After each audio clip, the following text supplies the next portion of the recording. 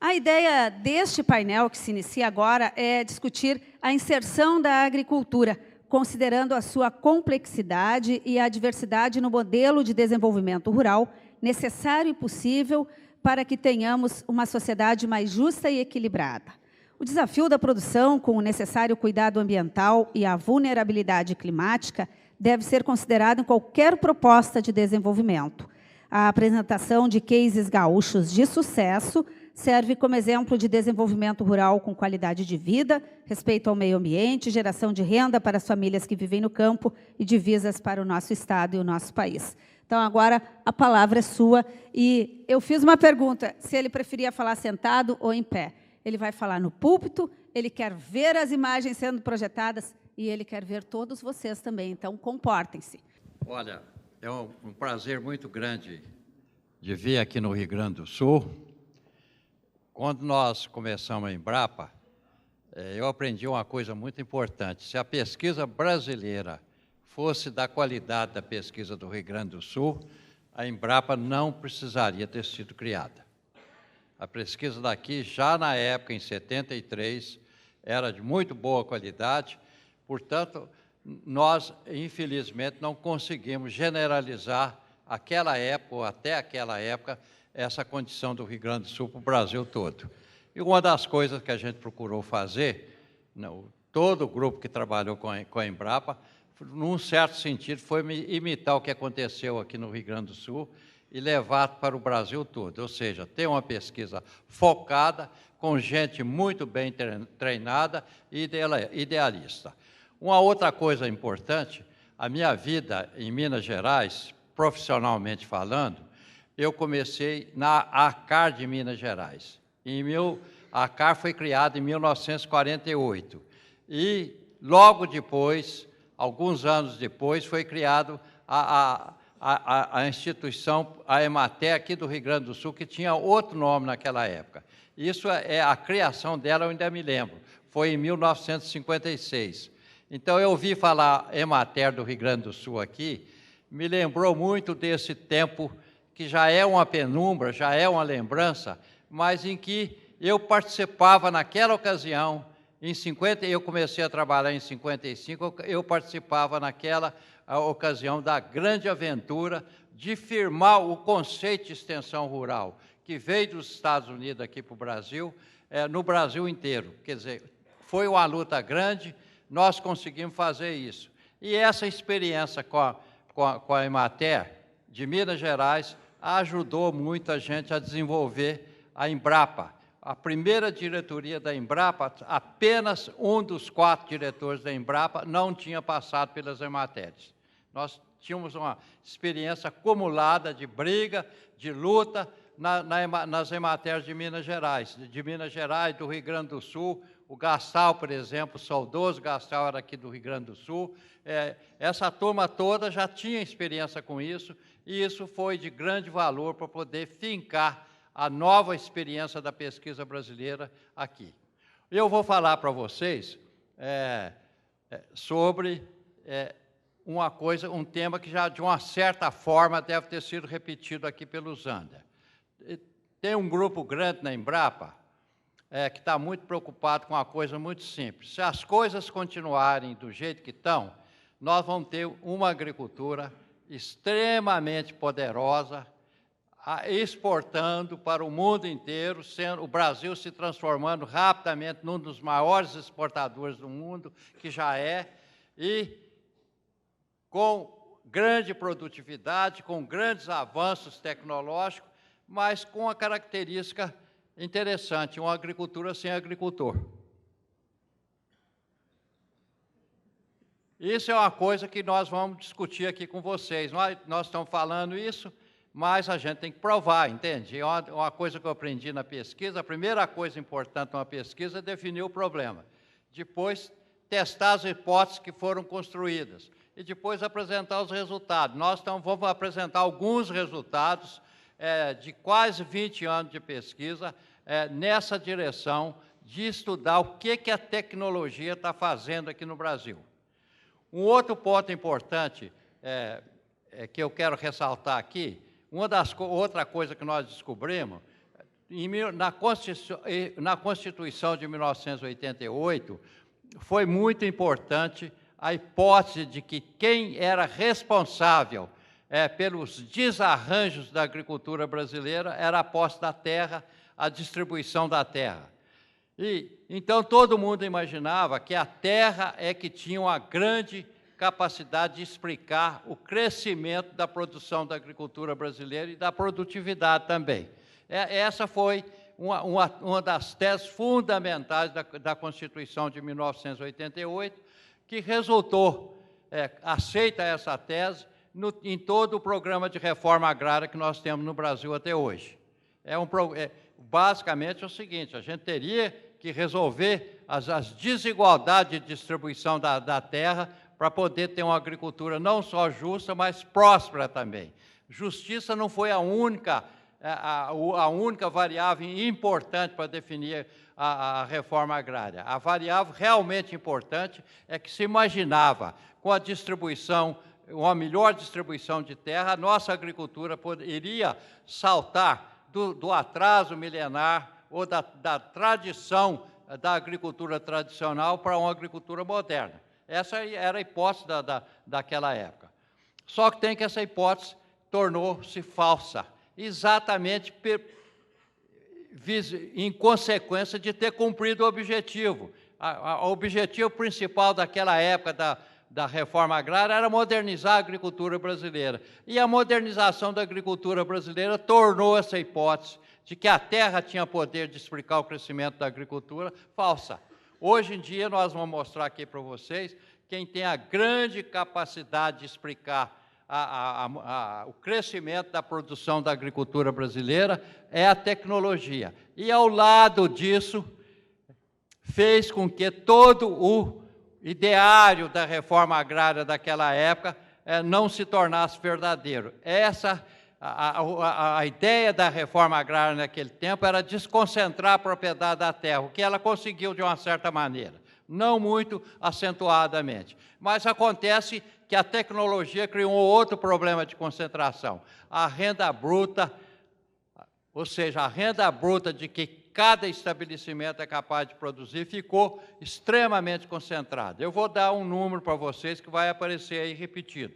Mais ou menos, nós tivemos, em 2006, 4 milhões e 400 mil estabelecimentos, 4 milhões e 400 mil estabelecimentos que produziram a produção do ano de 2006. Tinha 5 milhões de estabelecimentos, 5 milhões e 100, mas uma parte grande desses estabelecimentos não declarou produção, não declarou renda e não declarou ter usado terra na produção também. Então, se a gente considera os estabelecimentos que declararam renda no censo de 2006, eles são em 4 milhões e 600. Agora, apenas 24 mil estabelecimentos, nesse total, produziram 51% de toda a produção do ano 2006.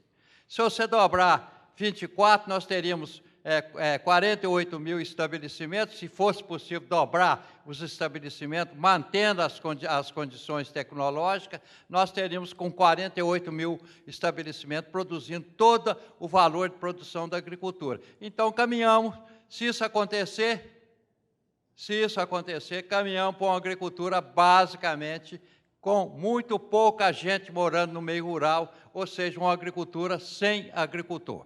Então, esse é um outro ponto que nós vamos tocar aqui com vocês, entende? Mostrando os números que nós conseguimos do censo para mostrar que essa hipótese é verdadeira. Portanto, é o seguinte: a terra perdeu a capacidade de explicar a produção da agricultura brasileira, não é que anulou a capacidade de explicar. A terra ainda tem alguma importância em explicar o crescimento da produção da agricultura, mas muito menor que já teve no passado. E hoje quem tem toda a capacidade de explicar, praticamente toda a capacidade de explicar o crescimento da produção da agricultura brasileira é a tecnologia.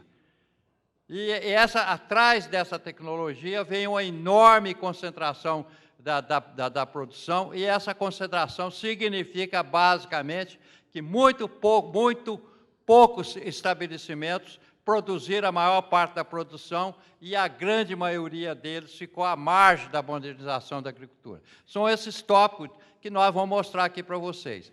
Já aparece muito detalhe aqui, é a minha experiência de um velho professor, os detalhes confundem a mente das pessoas. Eu estou fazendo esse resumo para vocês, basicamente é o seguinte: a agricultura sem agricultor, se as políticas públicas não forem mudadas. 2, a tecnologia é que tem a grande capacidade de explicar a evolução da agricultura brasileira e explicar esse agronegócio que está aí, concentração da produção. Esses são os tópicos que nós vamos estar tocando aqui com vocês e tentando mostrar. É claro que no meio dessa história toda tem êxodo rural, tem outros pontos que nós vamos mostrar também, que faz parte do entorno que criou as condições para que essas coisas que nós estamos falando aqui acontecessem. O próximo. Isso aqui, volta um pouquinho aqui. Isso que nós falamos aqui resume tudo isso que está escrito aqui. Vamos em frente. Aqui, outra coisa que nós fizemos aqui, outra coisa que nós estamos dizendo aqui é o seguinte: tecnologia é que explica a concentração da produção, não é mais a terra. Vocês têm ali os estabelecimentos com menos de 100 hectares e tem também os estabelecimentos com mais de 100. Os menos de 100 são 91% de todos os estabelecimentos brasileiros. Então, a grande maioria dos estabelecimentos brasileiros, a enorme maioria dos estabelecimentos brasileiros tem menos de 100 hectares, menos ou igual.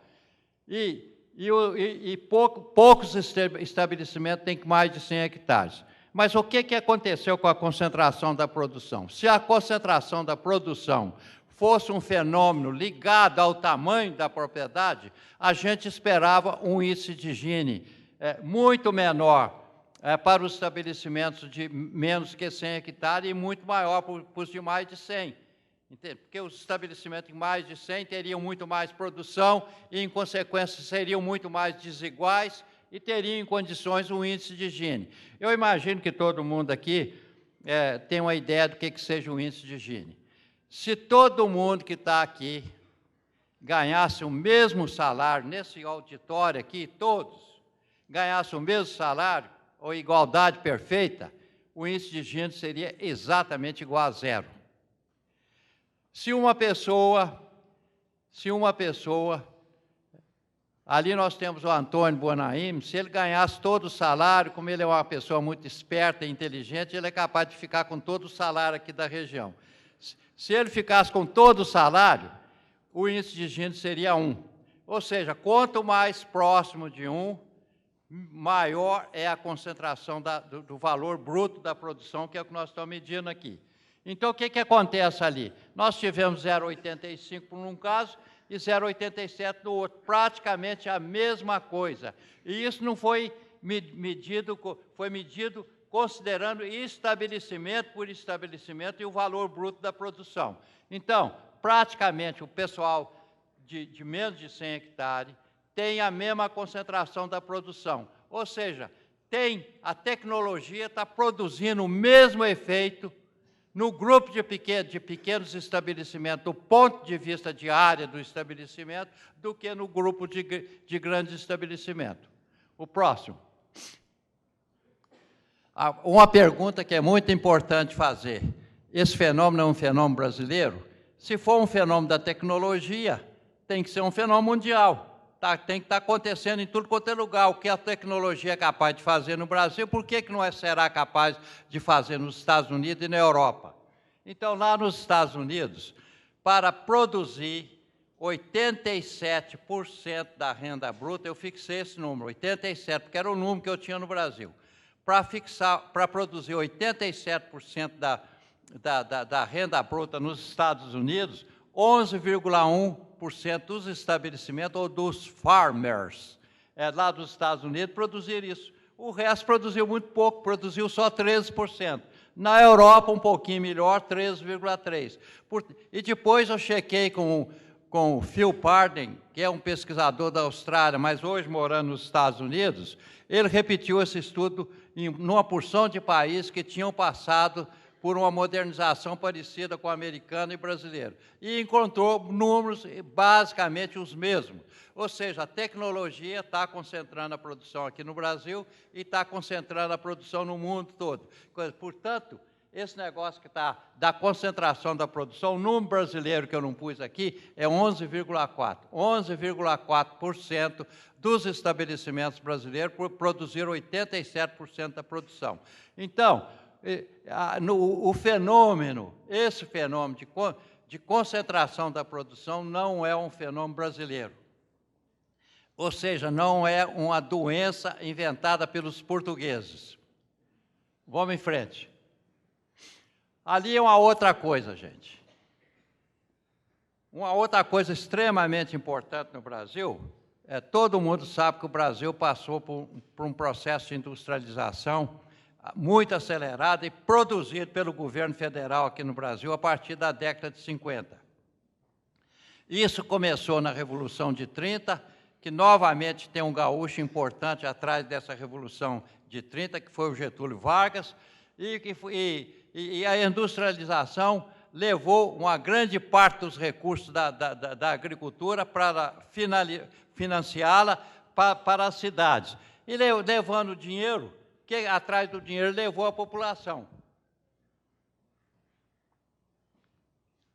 Então, nós tínhamos 28 milhões de brasileiros morando no meio rural em 1940. Em 2010, nós temos 29 milhões de habitantes, praticamente a mesma coisa. Só que em 40, nós tínhamos uns 40 milhões de brasileiros na população total, e em 2010, nós temos 190 milhões. 15%, e mais ou menos aqui era em torno de 60% do pessoal, em 40, morava no meio rural. Portanto, uma enorme transferência de população do meio rural para a cidade. Por que esse pessoal foi para a cidade? Porque a renda na cidade ficou muito mais alta do que a renda nos campos. A migração quem está no meio rural faz uma conta muito simples. Como é que a minha família vai ficar melhor? Na cidade ou no campo? Se a cidade ganhar, ele vai migrar. Pode demorar um pouco, porque depende de recursos, depende de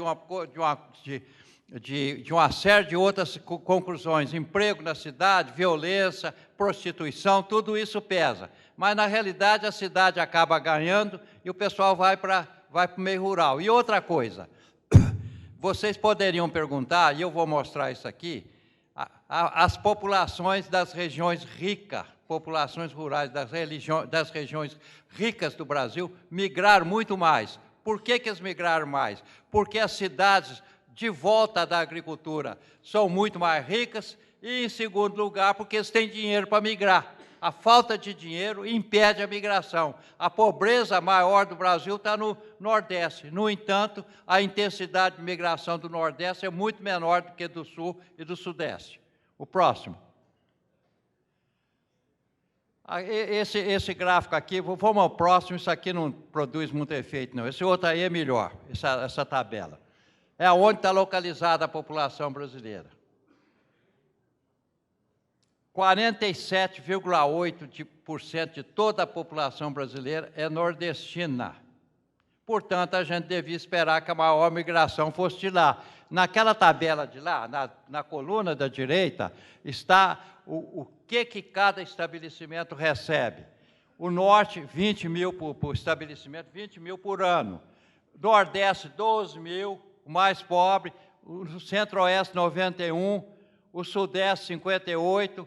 O Sul, 43. O Brasil, 32. Então, as regiões que têm maior renda deveriam ser aquelas onde a migração fosse menor. Mas é o contrário, entende? É o contrário, como nós vamos mostrar. Agora, a gente nota, por exemplo, que a população de 14 milhões do Nordeste é 2,5 vezes, 2,5 vezes a população do Sudeste. aonde é que tem um grande problema de população rural pobre vivendo nos campos aqui no Brasil? É no Nordeste. Se o Nordeste tivesse igual ao Sul, muito provavelmente eu não estaria fazendo essa palestra aqui para vocês.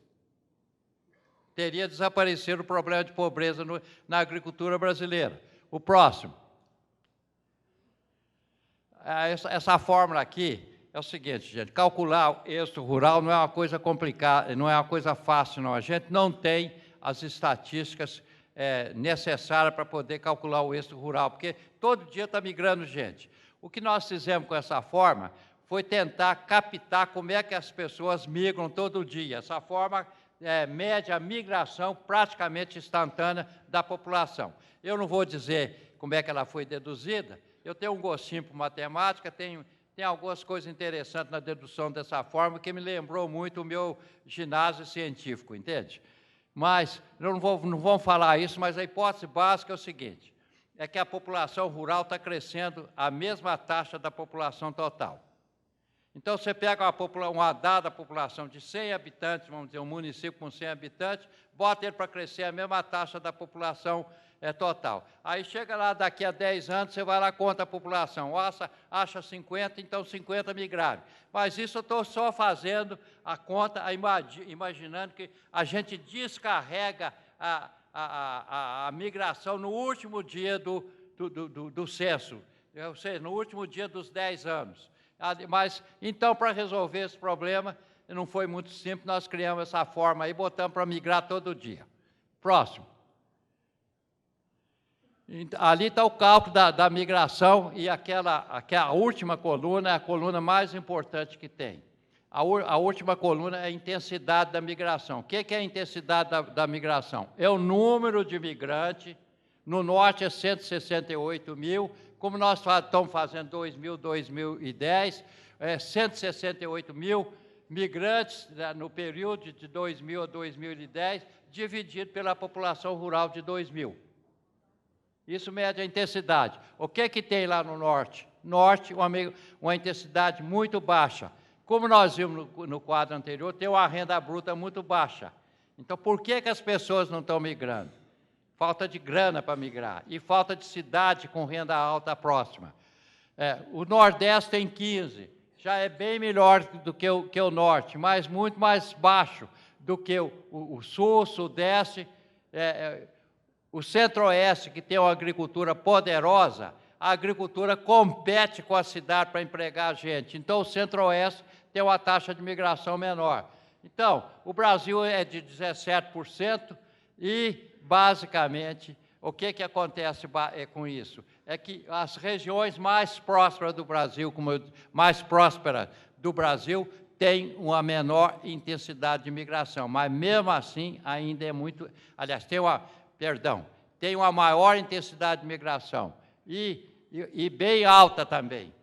Agora, o que nós fizemos a outra pergunta aqui, que eu não trouxe o quadro para mostrar para vocês. Qual é que é a outra pergunta? A migração rural hoje no Brasil tem importância no crescimento da população urbana? Nós calculamos isso. Eu não trouxe o dado aqui para você. Também tem uma técnica especial para fazer esse cálculo. Nós encontramos que essa migração de 5 milhões e 600 mil que estão aí, explicou só 3,5% do crescimento da população da cidade. Então, as cidades estão crescendo não por consequência do êxodo rural, mas por consequência da sua própria taxa de natalidade. Portanto, quando alguém fala, olha, o êxodo rural é muito ruim, porque está entupindo a cidade de população, isso é uma ideia falsa. A população, não é o êxodo rural, no passado, foi muito importante para explicar o crescimento da população urbana, mas hoje não é mais. O próximo. Isso aqui, gente, é uma coisa interessante. Esse gráfico é o emprego no meio rural, só tem dado de censo. Então, nós começamos com 17 milhões de pessoas empregadas, ocupadas, que é o termo certo, no meio rural, em 70, subiu para 20 milhões, foi para 21 milhões, atingiu o pico em 85. Depois foi caindo para 17 e chegamos em 2006, o último censo, a 16 milhões de pessoas. Então, com todo o poder da agricultura brasileira hoje, tem muito menos gente empregada no campo em 2006 do que teve em 1970. E eu imagino que hoje, quando for feito um novo censo, isso vai estar muito pior do que isso. Isso é mais, se agrega mais uma informação que, se as coisas continuarem desse jeito, o Brasil vai ter uma potente agricultura, mas sem gente. O próximo.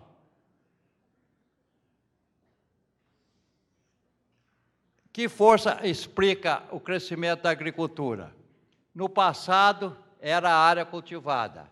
Até por volta de 1950, crescia a produção, crescia a área desmatada. Depois da década de 70, quem passou a explicar grande parte do crescimento da produção da agricultura brasileira é a tecnologia. O próximo. Ali nós temos um gráfico tradicional. Esse gráfico é gerado pelo GASC.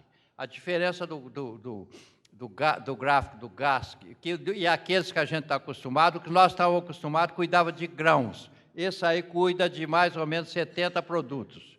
Então, o que está acontecendo? A linha vermelha, que é paralela ao eixo, essa linha vermelha é o crescimento da terra. Praticamente a terra, de 1975 a 2011, não cresceu nada. Agora, nós temos um crescimento grande da produção. O crescimento grande da produção está em verde e o outro está naquela cor cinza, do rendimento. Então, o crescimento da produção está praticamente se assemelhando, do ponto de vista gráfico, ao crescimento da produtividade. O que faz a produtividade crescer? É basicamente a tecnologia. Essa tecnologia, evidentemente, inclui também agricultores mais competentes, etc. E governo mais competente também. Próximo. Aí nós resolvemos fazer um modelo um pouco mais sofisticado. Aí nós não conseguimos fazer para os anos que tem ali. Nós temos o censo de 95, 96 e o censo de 2006. Então, perguntamos o que trabalho, terra e tecnologia explicam do crescimento da produção. Tem um modelo aí, eu não vou discutir o modelo, como não discuti aquela forma com vocês, que permite, com a técnica de regressão, medir isso adequadamente. Tem muita complicação, mas lá na Embrapa tem um econometrista que chama Geraldo de Souza, que é um craque nisso. Então, ele resolveu as complicações. Ali, em 95, 96, 31,3% do crescimento do valor bruto da produção era explicado por trabalho. Terra, 18%, e tecnologia, que já era importante naquela época, explicou a metade. Agora, nós fizemos a mesma coisa para 2006. 2006, 22,3%, a última coluna, é explicado por trabalho. 9,6% por terra e 68,1% por tecnologia. Então, isso aqui está mostrando uma coisa muito simples, que a terra, a gente olha ali de 18 para 9, a terra perdeu muito da importância de explicar, já era pequena em 95, 96, e perdeu muito da capacidade. O trabalho também perdeu uma grande capacidade de explicar. O que significa aqueles dados de trabalho? Que a agricultura brasileira mecanizou tremendamente a partir de 95, 96 para 2006. Então, aqui esse dado mostra, no agregado da economia brasileira, nós fizemos isso para as regiões também, no agregado da agricultura brasileira, a tecnologia tem uma enorme capacidade de explicar o crescimento da produção brasileira. Não é mais a terra. O próximo. Fizemos o mesmo modelo de regressão para as regiões. Aí tem coisa muito interessante. Norte. Se você a tecnologia só explica 32% do crescimento da produção. O que significa isso, gente? Que a região norte é predominantemente uma agricultura tradicional, que emprega basicamente terra e tecnologia. Portanto, aquele pessoal de lá deve estar desmatando muito, viu? Deve estar desmatando e se continuar essa ideia, ninguém vai impedi-los de desmatar, porque eles não têm fertilizante, não têm máquinas, não têm trator, isso é que tecnologia mede. Depois vem o Nordeste já está bem melhor, tecnologia vai para 55%, depois o Centro-Oeste está muito melhor, tecnologia explica quase 70% do crescimento, Sudeste é uma decepção. A minha região, Minas Gerais, Sudeste, uma grande parte ainda é explicado por terra e trabalho. Vem para o Sul, 91% do crescimento da produção aqui do Sul do Brasil, Paraná, Rio Grande do Sul e Santa Catarina, é explicado pela tecnologia. É uma questão importante. Eu, no meu modo de entender, tenho conversado isso muito com o Paulo Melo aqui, que é um companheiro meu que me ajudou muito a fazer esses estudos. Nós temos explicado muito que o Sul é uma sociedade que fez política agrícola de baixo para cima.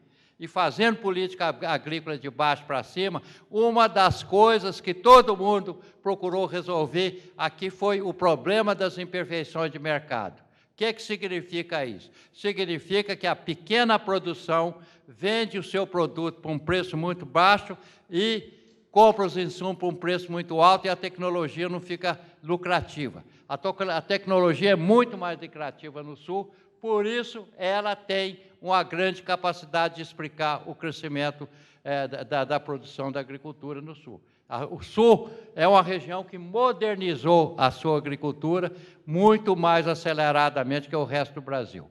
É claro que a gente tem polos muito avançados nas outras regiões, a gente às vezes presta atenção nesses polos e fica com a imagem que o Centro-Oeste é uma maravilha, que Minas Gerais é uma maravilha, mas quando a gente pega os dados do atacado, ou seja, os dados macros, a gente chega à conclusão que as coisas não são assim.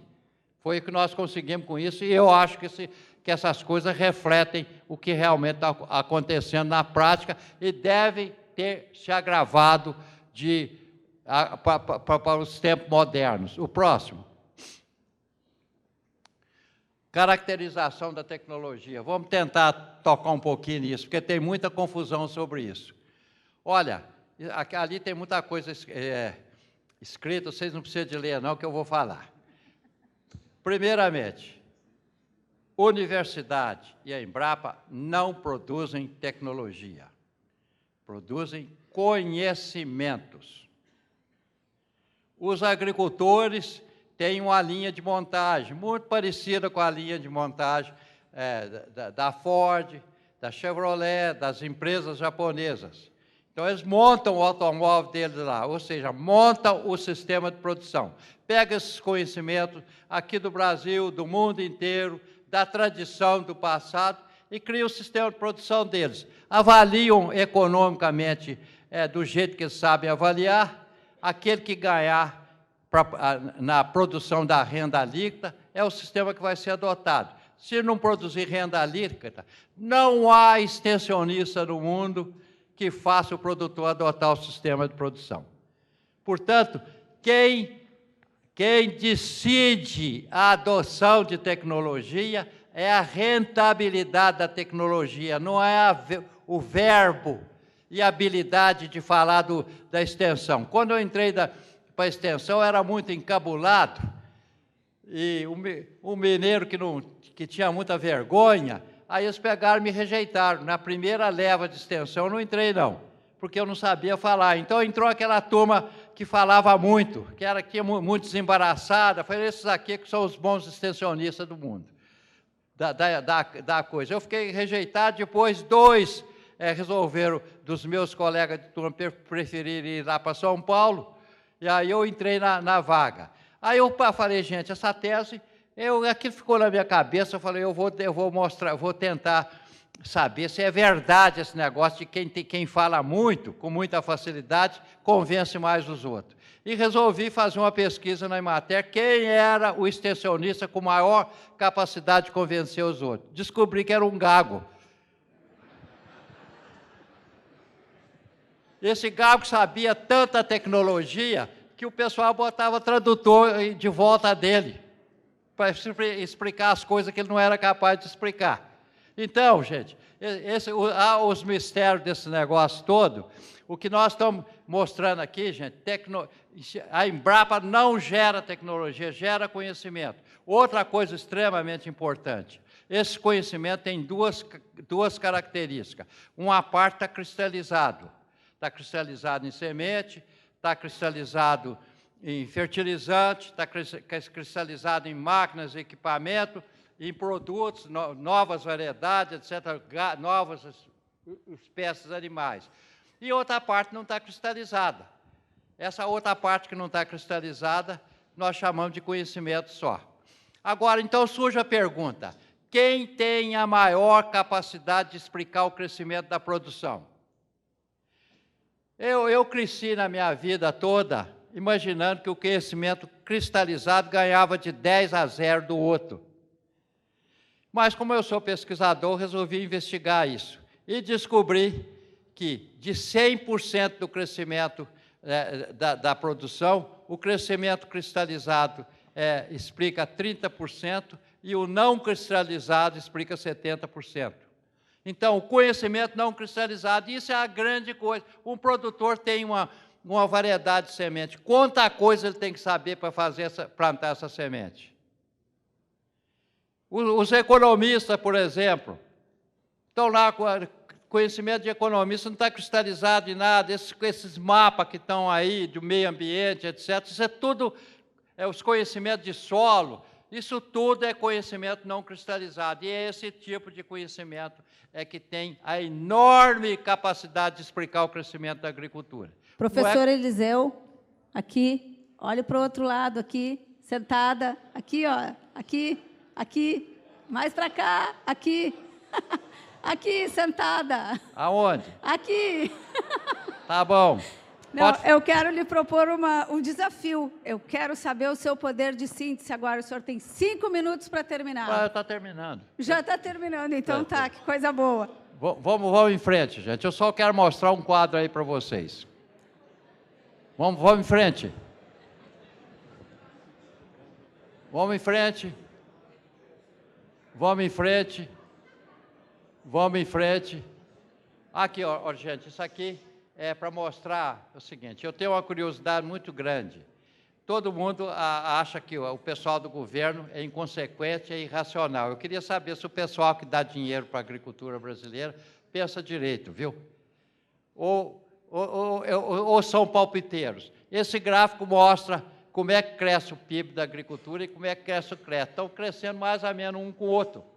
Ou seja, o pessoal que dá dinheiro para a agricultura, para o Banco do Brasil, etc., olha o PIB crescer e decide o crédito. Portanto, tem uma regra. O próximo. Aqui mostrando, olha lá, o PIB do negócio e o crédito rural. Ali, olha, gente, cuidado, ali um denominador, quanto maior for o denominador, mais essa curva vai inclinar para baixo. E está caindo muito, ou seja, o crédito rural está crescendo mais do que o PIB, o que significa que o pessoal que financia a agricultura aqui no Brasil, as autoridades monetárias, sabem que o crédito faz a agricultura crescer. O próximo. E aí nós resolvemos fazer um modelo de regressão para isso. E esse modelo de regressão basicamente confirma essa hipótese, que com R quadrado de 0,80, 0,76, 0,55, um modelo absolutamente simples, até idiota, ele tem uma grande capacidade de explicar como é que o crédito é alocado, o que mostra, basicamente, que o governo tem uma lógica para alocar dinheiro para a agricultura. O próximo. Difusão de tecnologia, eu vou falar só uma outra coisa. Seguinte, a gente sempre faz uma pergunta, todo pesquisador não pode esquecer uma coisa, começa com um problema, com uma pergunta. Qual é o problema de difusão de tecnologia no Brasil? O problema de difusão de tecnologia é que, mais ou menos, 70% da agricultura brasileira ficou à margem, dos agricultores brasileiros ficaram à margem da modernização da agricultura. Esse é o problema de difusão de tecnologia aqui no Brasil. Agora, segundo ponto, é um problema de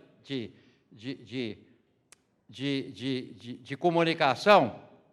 Eu nasci que a extensão rural fincou o pé aqui no Brasil, porque os americanos falavam que era um problema de comunicação, que faltava extensão rural no Brasil.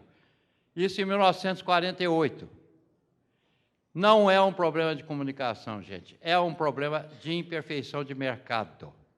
Se não resolver os problemas de imperfeição de mercado, de forma que o pequeno produtor seja capaz de comprar pelo mesmo preço dos grandes e comprar os insumos e vender o produto também pelo mesmo preço, nós não vamos caminhar. Não há extensão capaz de fazer milagre. Se a tecnologia não for lucrativa, ela não faz milagre. E ela, às vezes, é lucrativa para o grande produtor, porque o grande produtor é capaz de resolver o problema de imperfeição de mercado dele por ele mesmo. E não é para o pequeno. Aqui no Sul as coisas são muito melhores. O próximo. Olha, gente, esse quadro aqui mostra duas coisas. Do lado direito está as classes de VBP, em salário mínimo, de 0 a 1 salário, de 1 a 2, de 2 a 10, de mais de 10. São dados que o Paulo Melo me deu, do sul do Brasil, e dos assentamentos do sul do Brasil, basicamente do Rio Grande do Sul, não é, Paulo? E o da Bahia. A gente vê que a turma da Bahia, eu não vou entrar em detalhes dessas coisas, a turma da Bahia está muito pior do que a turma do Rio Grande do Sul. A turma da Bahia tem muito mais gente nas classes pobres na Bahia e muito menos gente nas classes mais bem-sucedidas na Bahia do que no Rio Grande do Sul. Por que isso? Novamente, eu chamo a atenção. É porque o Rio Grande do Sul, pelas suas cooperativas, pelas suas associações, pelos seus prefeitos, foi capaz de dar um chute nesse problema de imperfeição de mercado. É claro que não resolveu tudo, mas está muito melhor que o resto do Brasil. O próximo. Conclusões. As conclusões. Nossa agricultura é muito concentrada. Quem explica o crescimento da agricultura é a tecnologia. O poder econômico está na cidade. Está na cidade. A solução agrícola do problema de pobreza exige remoção das imperfeições de mercado, sem transferência de renda, Bolsa Família e etc., sem transferência de renda. Milhões de produtores da agricultura familiar vão migrar. O crédito rural tem que ser competitivo com os competidores internacionais e que a nossa agricultura, como eu disse no começo para vocês, se a sociedade brasileira não tomar a sério, essa turma que está marginalizada da tecnologia vai terminar, e aqui está falando o profeta Eliseu. Quem entende um pouquinho de religião, Eliseu foi um grande profeta no Velho Testamento, viu? Como a maior parte das pessoas, às vezes, não quer saber mais disso, entende? Mas eu sou uma pessoa vidrada em Deus ainda, viu? Sou vidrado em Deus. Quem conduziu minha vida, e eu tenho noção que Ele está perto de mim. Foi Deus, entende? Então, eu sei bastante, eu conheço bastante essa história. Então, Eliseu era um amigo do Elias, e o Elias passou as habilidades de profetizar para ele, entende? E eu estou falando aqui com um profeta. Na qualidade de um profeta do Velho Testamento, eu quero dizer para vocês uma coisa simples. Se a sociedade brasileira não tomar nas suas mãos a ideia de que tem que fazer alguma coisa por esses marginalizados da tecnologia da agricultura, a nossa agricultura vai terminar o que nós mostramos aqui, sendo potente, poderosa, grande exportadora, quem sabe a maior exportadora do mundo, mas sem agricultor. Muito obrigado, viu?